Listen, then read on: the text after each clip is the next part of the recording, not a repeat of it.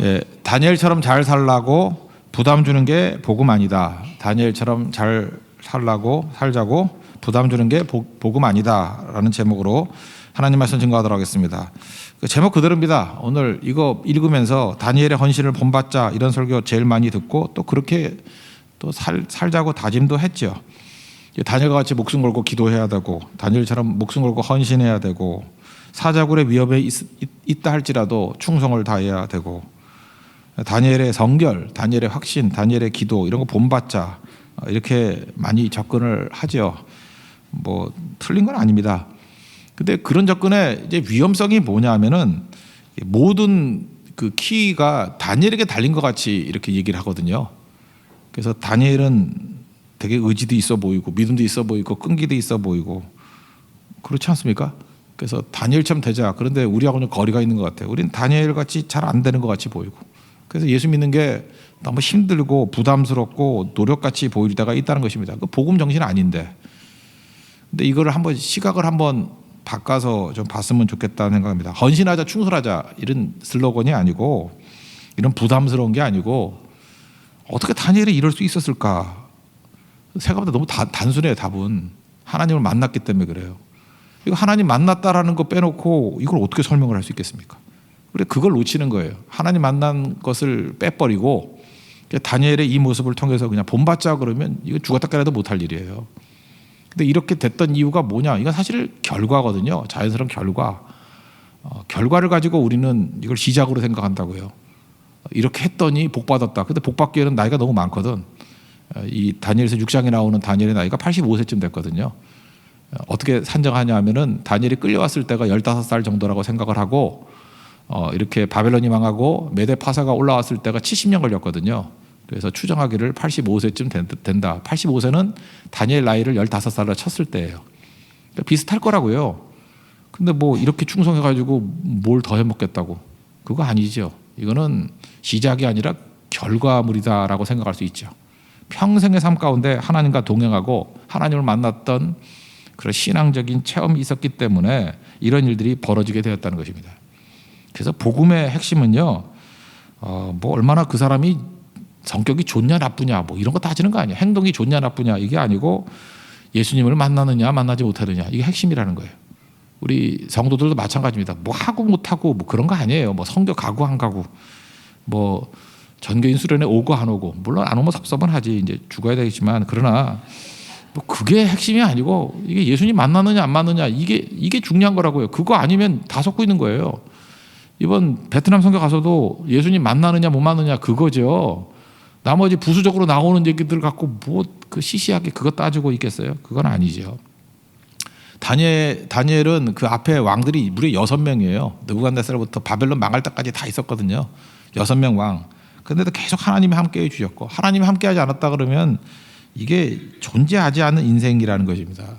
그래서 다니엘은 어떤 사람이었느냐? 6장이 이제 말미잖아요. 말미. 다니엘은 하나님 만난 사람이었다. 이게 메시지지. 뭐 우리 다니엘과 같이 이렇게 믿음 지키면 뭐 총리 자리 임한다. 평생 총리했어요.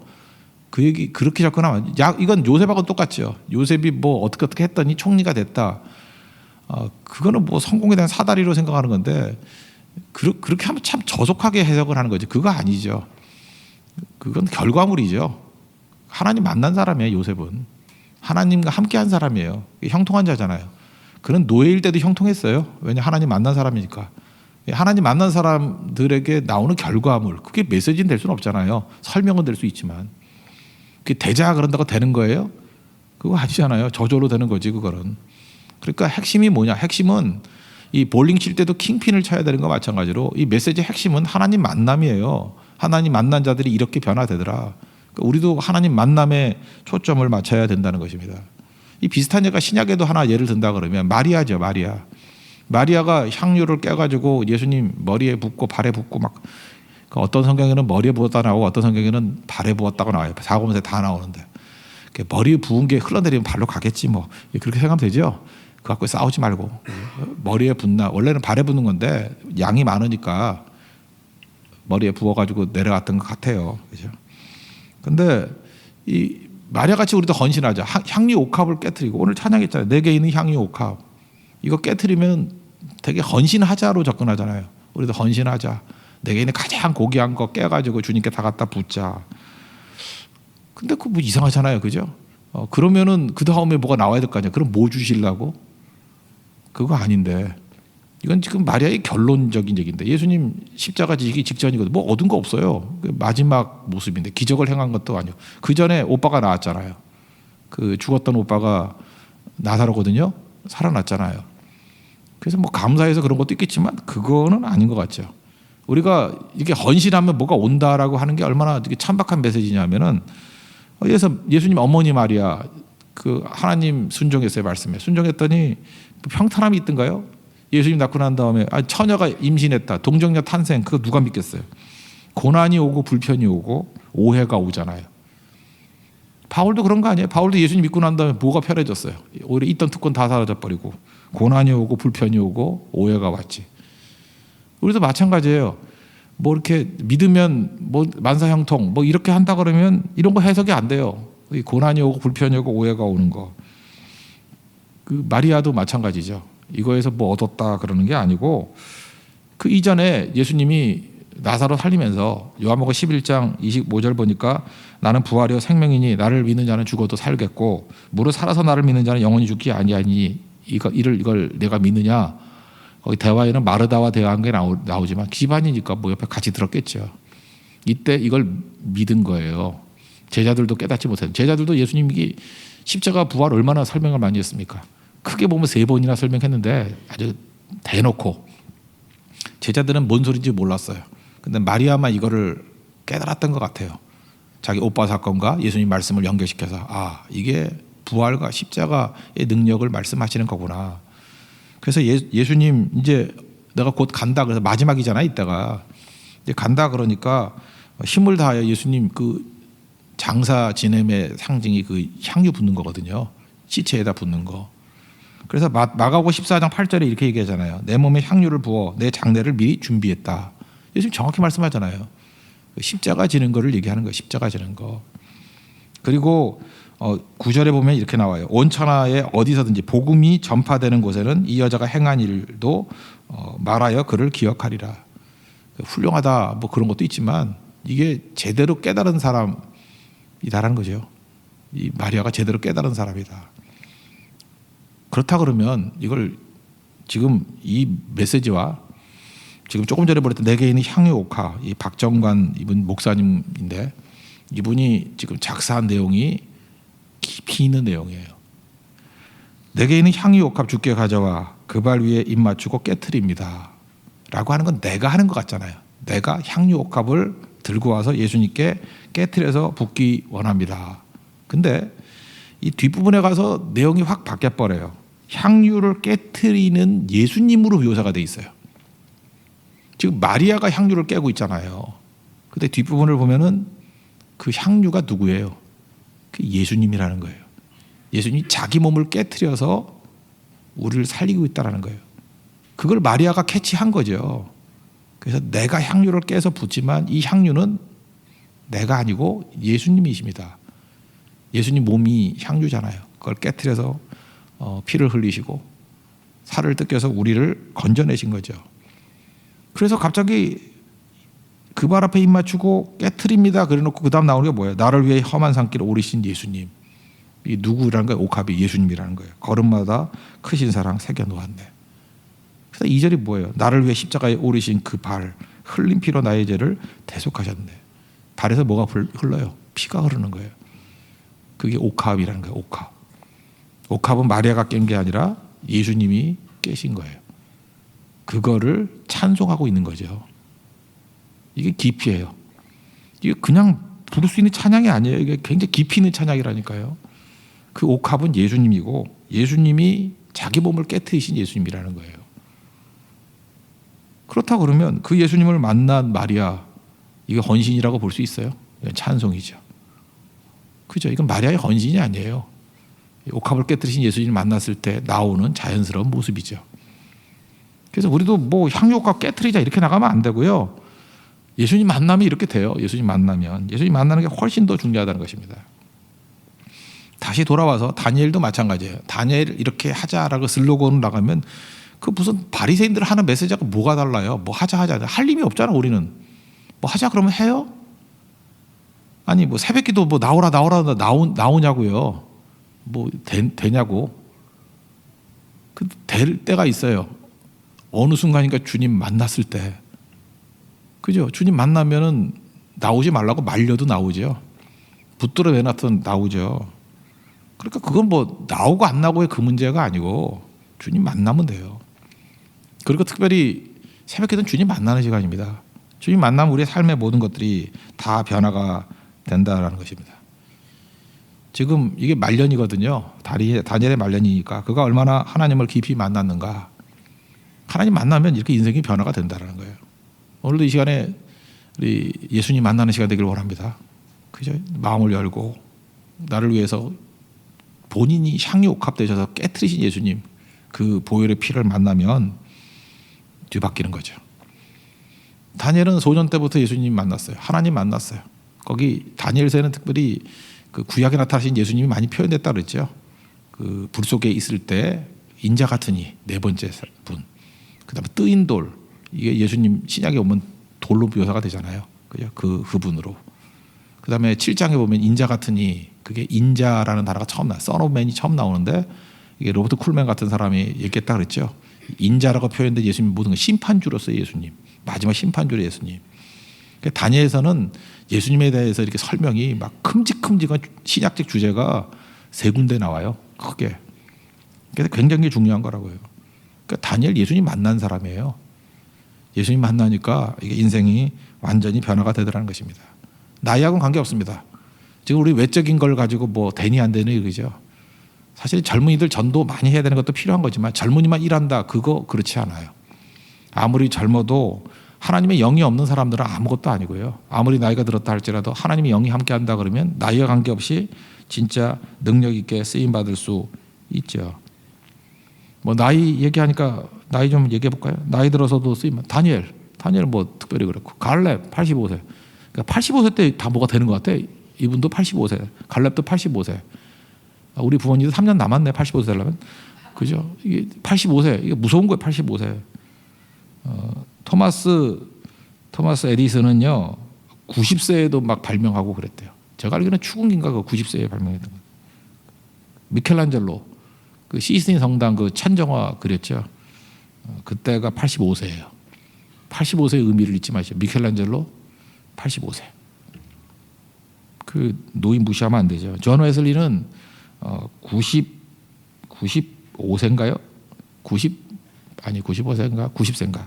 그때 부흥회를 했던 때 다 뒤집어 놨어요. 저도 진짜 무지하게 오래 남았네요, 그러면. 그죠? 빌리 그레이엄 목사님 얼마 전에 소천하셨는데 95세에 책을 냈어요. 책 내는 거야 뭐 어렵지 않죠. 뭐 누가 불러주면 내주면 되니까. 어쨌든 간에 하나님의 영이 역사하게 되면요, 이거 나이하고 별 관계 없어요. 나이하고 관계 없다는 건 나이 얘기만 하는 거 아닌 거 아시겠죠? 환경하고 관계 없어요.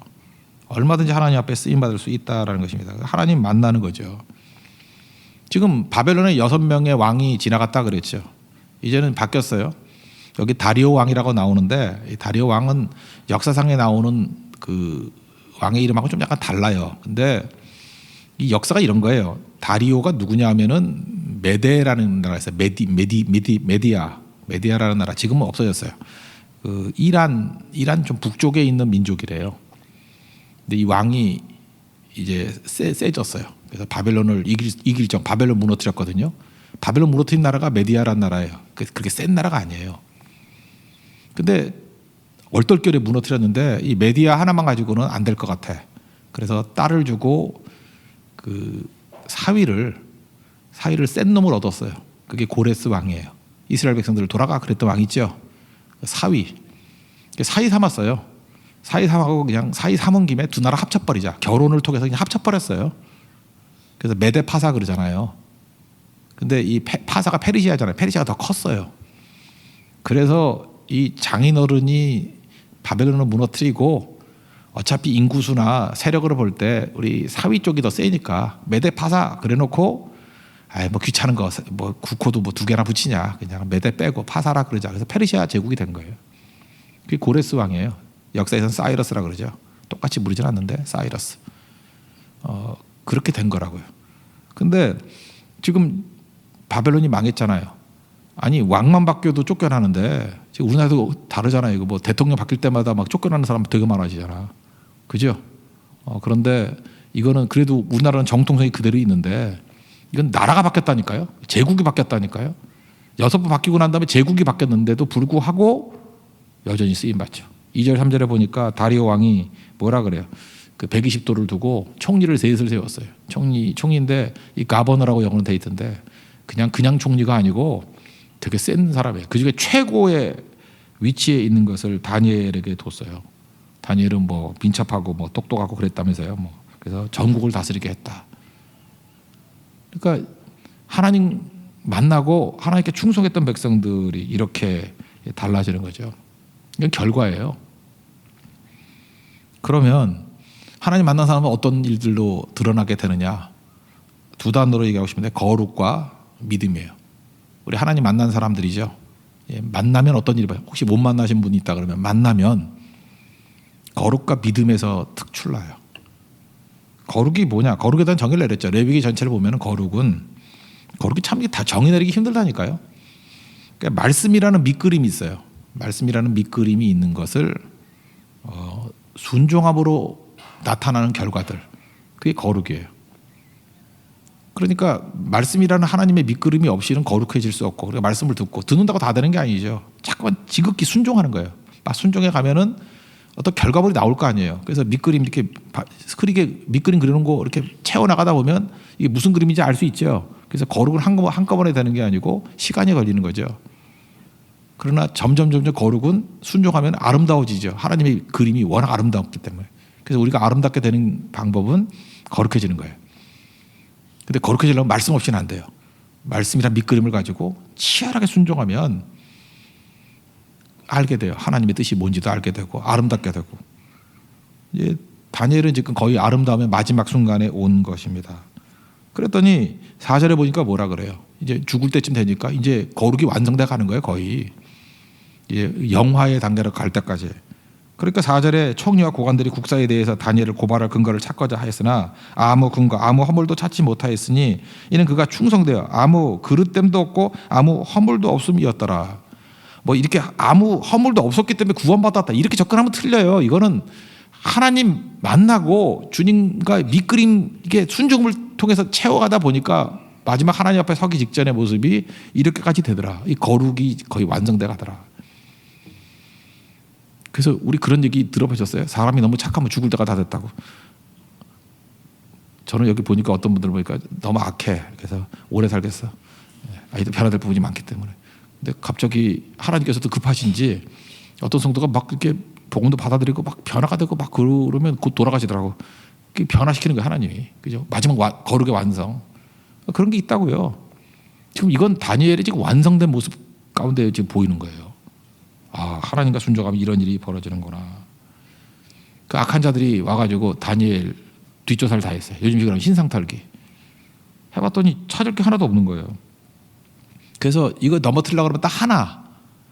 뭐냐 하면 5절 보세요. 다니엘은 하나님의 율법에서 근거를 찾지 못하면 그를 고발할 수 없으리라. 그러니까 하나님의 율법 가지고 하나님 섬기는 거 가지고 시비 걸 거 외에는 걸릴 게 없더라. 여기서 그러면 중요하게 얘기하는 게 돼요. 어떤 사람들이 우리 크리스찬들을 공격할 때 뭐 아무리 공격해도 털 게 없으면 믿는 거 갖고 공격을 해. 너 왜 그렇게 믿니? 뭐 이러는 거 그죠? 뭐 하다 안 되면 그죠? 처음에 막 찾아내 허물 찾아내. 우리는 허물이 있잖아요. 허물 찾아내도 사실 그게 결정적인 게 아니거든. 근거 없는 거일 수도 있거든요. 그래서 그건 힘을 못 얻어. 왜냐면 지들은 더 하니까. 그래서 허물 찾다가 안 되면 나중에는 왜 그렇게 믿니로 나가요. 뭐 우리 같으면 왜 그렇게 예배 그러니, 뭐 왜 그렇게 성교 그러니, 뭐 이런 걸로. 그래서 마귀가 시비 거는 것이 믿는 바 때문에 시비를 건다 그러면 굉장히 거룩해진 교회예요. 거룩해진 성도라고. 그거 아니면은 되게 이런 허물 갖고 공격을 해요. 근데 허물이 없으면 공격이 없냐? 그렇지 않아요. 허물이 있어도 마귀가 뭐 취미가 공격이고 은사가 공격인데 뭐 그죠? 이렇게 공격을 하는 거죠. 근데 다니엘은 이거 외에는 허물이 없다는 거죠. 그래서 세상의 공격, 또는 마귀의 시험, 이걸 통해서 자기 수준이 증거가 되는 거예요. 아, 다니엘은 이거 외에는 허물 찾을 게 없구나. 그러면 꽤 거룩해졌네, 이런 거죠. 우리 예수 믿고 난 다음에 뭐 믿음으로 구원받으니까 그 다음에 개판 쳐도 된다, 누가 이렇게 얘기하는데 그런 사람이 어디 있어요? 그거 아니죠. 조금 전에 얘기했잖아요. 예수님께서도 산상수훈에서 말씀하시기를, 마태복음 5장 16절, 이같이 너희 빛이 사람 앞에 비치게 하여 그들로 너희 착한 행실을 보고 하늘에 계신 너희 아버지께 영광을 돌리게 하라.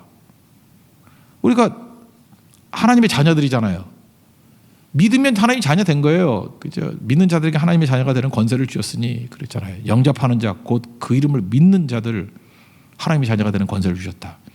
우리 하나님 자녀가 됐거든요. 그러니까 이걸 착한 행실, 착하게 사는 걸 가지고 뭐 구원이니 아니니 이 문제는 아닌데, 우리 하나님의 자녀인데 우리 제일 기쁨이 뭐예요? 하나님께 영광 돌리는 인생 살고 싶지 않아요? 안 그렇습니까? 하나님께 영광이 되고 영광 우리 맨날 그 영광 좋아하잖아요. 근데 성경이 이러잖아요. 착한 행실을 보고 하나님께 영광이 된대요. 아니, 하나님 영광이 된다면 못할 게 뭐가 있어? 착한 행실이 영광이 된대요. 그럼 착하게 살아야죠. 하나님 영광 되는 게 우리 꿈인데, 우리 기쁨인데 착하게 살아야죠. 그래서 우리는 조심해서 살아야 됩니다. 함부로 말해도 안 되고요. 그죠? 착하게 살아야죠. 우리 정교수를 갔더니 뭐 선물을 이렇게 잔뜩 쌓아놨어. 뭐 음료수 쌓아놨고. 그 일반인들, 그 믿지 않는 사람들 모임도 가면 다 없어져 버려요. 수건 그 갖고 오면요. 지난번에 한번 그랬다 그러대. 목사님 사모님들이 300분이 오셨대요. 근데 수건을 500개 마련했는데 못 받아간 분이 50분이래. 그럴 때 우리가 느끼는 게 뭐지죠? 영광 아님을 느끼죠. 그게 무슨 영광이에요? 그죠? 300분이 오셨는데 혹시 모자랄까봐 해가지고 280개밖에 없어지지 않고 200개 남았다. 만약에 20개가 남았다. 뭐 그러면은 참 이게 영광스러운 모임이네. 그렇게 느끼는 거 아니에요? 그거 하나 더 가져서 뭐 한다고? 이번 우리 정교수를 했을 때는 그래도 질서도 있고 다 그랬죠. 뭐 마구잡이로 하는 것도 없고. 그래서 그런 거 못 느껴요. 우리는 너무 당연하게 여기지만 굉장히 영광스럽지 않았어요? 일부러 막 놔뒀어. 내팽개 놔두니까 다 없어지지 않고, 또 하다못해 막 돈도 막 버렸는데, 어떤 사람이 돈도 7만 원 버렸는데 누가 7만 원 버렸어요 하고 찾아주잖아. 안 그래요? 그렇잖아요. 이게 지금 보통 사람들은 아무것도 아닌 것 같이 보일지 모르지만 그게 영광이에요. 영광. 영광스러운 인생이 돼야지. 영광스러운 인생. 착한 게 왜 나쁜 거예요? 착해야죠. 옛날에 뭐 성도들 뭣도 모르고 철없는 애들 막 떠들고 다녔잖아요. 막 남 얘기하고 욕하고. 그게 이제 자기한테는 속시원하니까.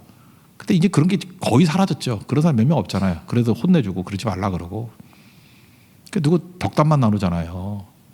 그죠? 자기 속이는 악도 있는데 이제 그거 참잖아요. 그렇게 하면 안 된다는 걸 알기 때문에. 근데 하나님 자녀이기 때문에. 그게 착한 행실이에요. 그래서 영광스러워진다고. 그럼 그걸 통해 가지고 자기가 더 막가지 않고 그게 힘이 돼서 다시 치고 올라갈 수 있는 능력이 된다는 것입니다. 그게 교회예요. 김구 선생님이 그랬다 그러죠. 김구 선생님은 예수를 믿지는 않았던 것 같아요. 그죠? 뭐 믿었다는 증거는 없는데 뭐 기독교적인 성경은 읽었던 것 같아. 백범일지 같은데 보면은 뭐 하나님 나라에 문지기 있는 것이 뭐 더 좋다 이런 걸 해서 나 조국에 문지기 되는 게 더 좋다 뭐 이런 것도 인용하는 거 보면은 성경을 모르는 것 같지는 않아요. 시편도 읽었고 다 읽었는데 그래 믿었다는 증거는 없는 것 같아요. 근데 김구 선생님이 이런 얘기를 했어요. 우리나라 조국을 위해서는 경찰서 하나 짓는 것보다 교회 하나 짓는 게 더 사회를 밝게 하는 일이다. 그때는 교회가 착한 행실이 있었던 거죠. 이 뭐 구원 얘기 하겠어요? 믿지 않는 분이? 근데 교회가 착한 행실에 대해서 이런 하나님께 영광 돌리는 일이 있었다고요. 우리에게도 이런 영광이 떠나지 않기를 원합니다. 그게 중요한 거죠. 그게 거룩의 거룩. 거룩하자가 아니에요. 그 주님 만나면은 이렇게 안 되겠어요? 탕자가 허랑방탕에 살다가 아버지께 돌아와서 그 은혜 무지 받잖아요. 그죠? 자기 품꾼에 하나 여겨달라 그러는데 막 송아지 잡고 잔치 벌이고 가락지 끼워주고 아들 대우해주고. 근데 막 살았을까? 그러지 않았을 것 같은데요. 그죠? 더 열심히 살고 더 충성하고 그게 사랑받는 아들의 모습 아니겠습니까? 예, 그러고 서는 거죠. 두 번째는 믿음이에요. 하나님 만나면요 이제 거룩해지고요. 또 하나가 믿음의 증거를 갖게 되는 거죠. 여기 보니까 그 대적들의 책략이 뭐였죠? 6절 9절까지 보니까 뭐 여러 가지 잔머리 굴리는데 7절 하반절 보니까 이런 게 나오죠. 이제부터 30일 동안에 누구든지 왕 외에 어떤 신에게나 사람에게 무엇을 구하면 사자굴에 던져놓기로 한 것이니라. 함정판 거죠. 그러니까 제한적이에요. 30일 동안만 이렇게 되죠. 30일 동안만. 그러면 그냥 우리 타협 잘하는 사람들은 뭐라 그래요? 그냥 30일만 기도 안 하면 되지. 여러분은 너무 쉽죠? 30일 동안 새벽기도 안 나가면 되지. 그게 뭐 힘들어? 아 이번에 안식월이야 뭐 이러면서 그죠? 30일 동안 뭐 기도 안 하는 게 뭐 힘들어? 뭐 이렇게 쓸데없이 부딪힐 필요 없어. 30일만 안 가면 아무 문제 없는데 뭐가 문제가 되겠어요? 아니면 이럴 수 있죠.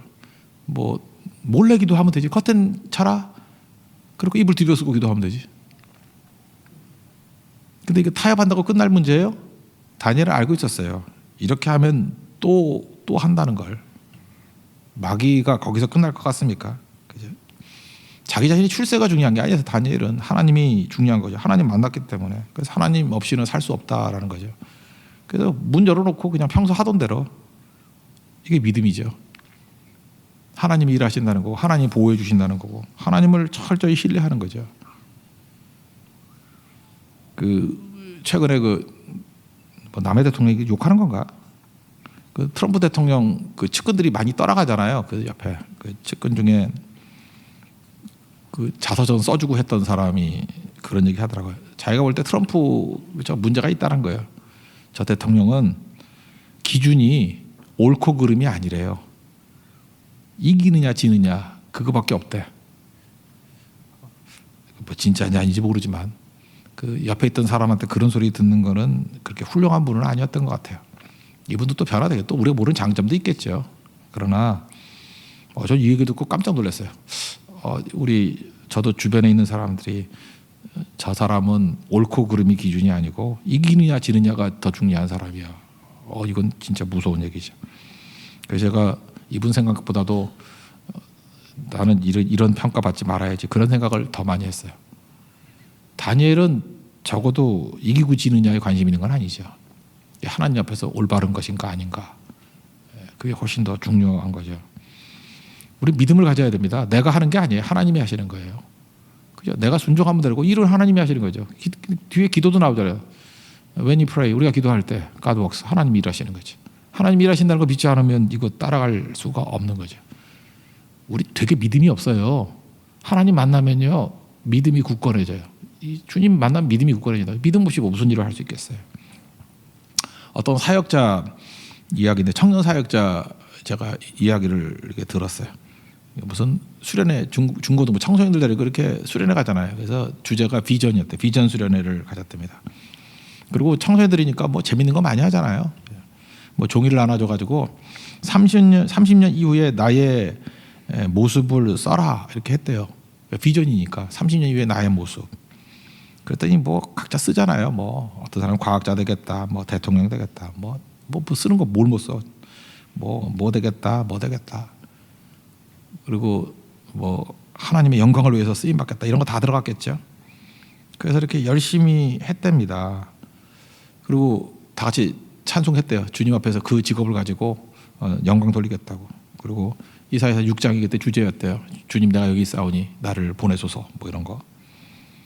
그리고 이제 수련회 끝나니까 뭐 다 끝난 거 아니에요. 그죠? 그리고 마지막 시간쯤 되어가지고 이제 마지막 설교를 하려고 준비를 하는데 설교 좀 다 끝났는데 이 설교자가 마음 가운데 하나님께 질문을 받았다는 거예요.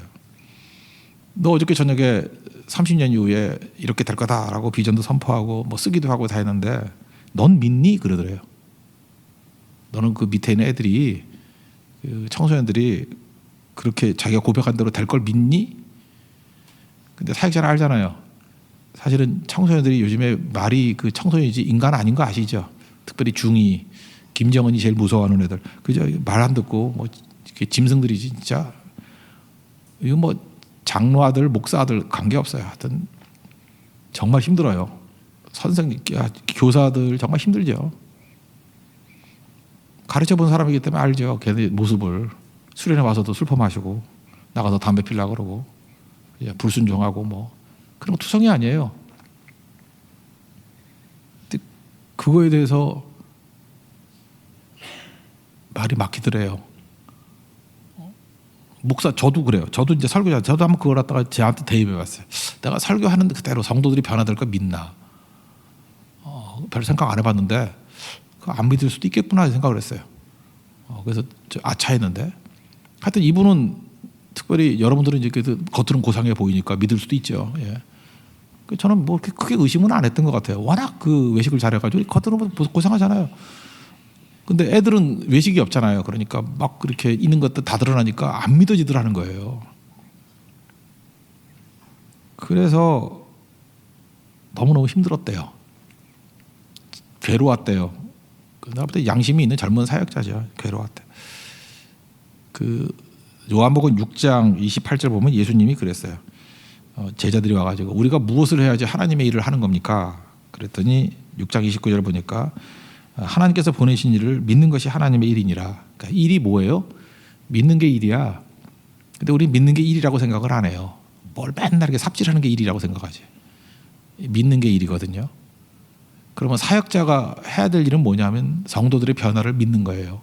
왜? 하나님이 하실 거기 때문에. 설교를 할 때도 이 설교를 통해서 성도들이 변화될 걸 믿는 거예요. 하나님이 하실 거기 때문에. 그 믿음이 없다 그러면 울리는 꽹과리죠. 이거 듣고 변화가 된다고 해야지 설교를 하는 거지 뭐하러 설교를 해요?